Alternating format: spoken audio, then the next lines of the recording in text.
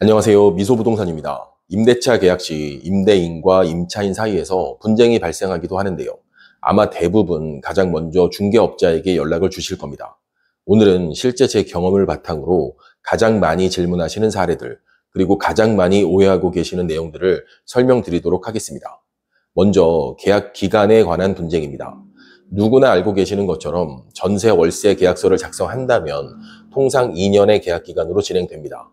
왜냐하면 주택임대차보호법에서 2년의 계약 기간을 보장하고 있기 때문인데요. 그럼 두 가지 사례를 예를 들어 보겠습니다. 첫 번째, 임대인은 1년 후 입주 계획이 있기 때문에 1년만 거주하는 임차인을 찾고 있습니다. 두 번째, 임차인은 1년 후 분양받은 아파트로 입주해야 하기에 1년만 거주할 수 있는 집을 찾고 있습니다. 첫 번째는 임대인의 사정으로, 두 번째는 임차인의 사정으로 계약 기간을 1년으로 하게 된 건데요. 1년이 지나 계약이 만료되었지만 임차인은 1년 더 살겠다고 주장합니다. 이 경우 임차인은 총 2년의 계약 기간을 보장받을 수 있을까요?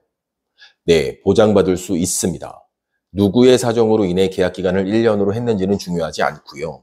주택임대차보호법에 명시된 2년의 계약 기간은 강행 규정이기 때문입니다.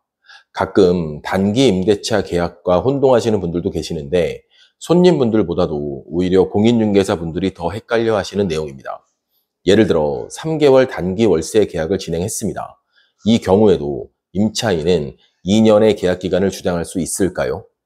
정답은 상황에 따라 다르다입니다. 공인중개사분들조차도 주택임대차보호법 때문에 임차인이 2년을 주장하면 어쩔 수 없다, 이렇게 말씀하시는 분들이 계시는데 아닙니다. 일시 사용을 위한 임대차 계약이 명확하다면 주택임대차보호법 적용 대상도 아니고 따라서 임차인은 2년의 계약 기간을 주장할 수 없습니다. 다음은 묵시적 갱신 그리고 계약갱신 청구권 관련 사례입니다. 임대인 A와 임차인 B는 2년 전 임대차 계약을 체결했습니다. 계약 당시 임차인 B는 2년 후에 입주할 집이 있어서 2년만 거주하겠다고 했는데요. 만기 1개월을 앞둔 시점에서 임대인은 보증금 반환을 위해 임차인에게 연락했지만 임차인은 이미 묵시적 갱신이 되었으니 2년 더 거주할 생각이고 2년 후에는 계약갱신 청구권까지 행사하겠다고 합니다. 이 경우 임차인 주장대로 임차인은 총 6년을 거주할 수 있는 걸까요? 네, 가능합니다. 주택임대차보호법상 계약 만료 2개월에서 6개월 전까지 계약 연장 또는 해지 의사를 통보하지 않는다면 동일 조건으로 계약이 연장되는 묵시적 갱신 상태가 됩니다. 이 경우 임차인은 2년 연장을 주장할 수 있고 계약갱신 청구권도 사용하지 않은 상태입니다. 따라서 임차인은 총 6년을 거주할 수도 있게 되는 겁니다. 다음 사례입니다. 임대인 A와 임차인 B는 2년의 계약기간이 만료되었고 임차인의 계약갱신 청구권 사용으로 계약기간 2년을 연장하게 됩니다. 하지만 임차인 B는 갑자기 이사를 나가겠다고 통보하고 3개월 후에 보증금을 반환해달라고 합니다. 계약기간 중간에 나가는 경우이지만 중개 수수료도 낼 수 없다고 하고요. 이 경우 임차인의 주장은 타당한 걸로 보이시나요? 안타깝지만 임차인의 주장이 맞습니다. 제가 반드시 수정이 필요하다고 말씀드리는 사례인데요. 묵시적 갱신도 아니고 계약서도 새로 작성했지만 판례와 국토부 유권 해석은 계약갱신 청구권의 경우라 하더라도 묵시적 갱신을 준용해서 임차인은 언제든지 해지 통보할 수 있고 통보한 날로부터 3개월 뒤에는 계약 해지된다고 결론 내렸습니다. 다음 사례입니다. 임대인이 실거주를 이유로 임차인의 계약갱신 청구권을 거절합니다. 그리고 실제로 1년 거주 후 해당 주택을 매매했습니다. 이 경우 임차인은 손해배상을 받을 수 있을까요? 논란이 많은 내용이라 아직까지는 명확하게 설명드리기가 어렵습니다. 현재까지의 판례로 설명드리면 먼저 임대인이 실거주를 이유로 계약갱신 청구권을 거절하고 제3자에게 임대를 놓은 경우라면 손해배상을 받을 수 있는 게 맞습니다. 손해배상 금액은 갱신 거절 당시 임차인의 월세 3개월분, 물론 보증금이 있다면 월 차임으로 전환합니다. 또는 새로운 임차인의 월 차임과 갱신 거절 당시 월 차임 차액의 2년분에 해당하는 금액, 또는 갱신 거절로 인해 임차인이 입은 손해액, 이 중 큰 금액입니다. 하지만 임대인이 매매한 경우라면 임대차법에 명시하는 제3자에게 임대한 경우가 아니기 때문에 현재 판례는 임대차법상 손해배상은 인정하지 않고 민법상 손해배상 범위로 배상 범위를 한정했습니다.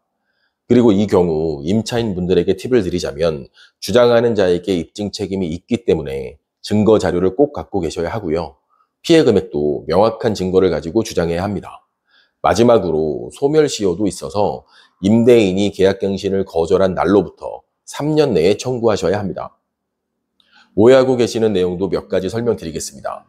임차인이 거주하고 있는 경우, 그러니까 세 안고 매매가 진행되었을 때 임차인의 동의가 반드시 필요할까요? 아닙니다. 임차인의 동의 없이도 당연히 매매는 가능합니다. 다만 임차인은 상당한 기간 내에 이의를 제기하고 보증금 반환을 요구할 수 있기 때문에 사전에 임대차 계약이 승계된다는 동의를 받고 진행하시라는 거지 매매를 할 수 없다는 얘기가 아닙니다. 그리고 간혹 임차인이 연락이 되지 않는 경우도 있는데요. 그렇다면 임차인과 연락이 될 때까지 기다려야 할까요? 물론 개인의 판단이겠지만 저라면 임차인에게 문자나 카톡 등으로 통보하고 내용 증명도 발송하는 등 매매가 된 사실을 통보한 증거를 남겨놓고 계약을 진행할 겁니다. 그리고 임차인이 만기에 이사를 나간다고 통보했지만 집을 보여주지 않아서 다음 임차인을 구하기 어려운 상황도 가끔 발생하는데요. 임대인 입장에선 다음 사람이 계약이 돼야 그 보증금을 받아서 현재 임차인에게 돌려줄 수 있으니 혹시 내가 보증금을 못 주거나 늦게 주게 되더라도 내 잘못이 아니고 임차인 잘못이다. 이렇게 생각하시는 분들도 계시는데요. 아닙니다. 그러다 큰 손해를 보실 수도 있습니다. 중개업자 입장에서도 난감한 상황이지만 임차인이 집을 보여줘야 할 의무는 없습니다. 예전엔 원룸 건물을 새로 주면서 마스터키를 갖고 계시는 임대인 분들이 임차인의 허락도 없이 문을 열고 들어가는 경우도 있었는데요. 명확하게 주거 침입입니다. 안타깝지만 임차인이 끝까지 집을 보여주지 않더라도 제재할 수 있는 방법은 없고 만기에 보증금은 돌려줘야 합니다. 제가 지금까지 말씀드린 상황 말고도 정말 수많은 분쟁 사례들이 있는데요. 오랜 기간 동안 중개업을 하면서 얻은 노하우를 말씀드리면 누구든 한 발만 양보하시면 문제는 너무 쉽게 해결된다는 겁니다.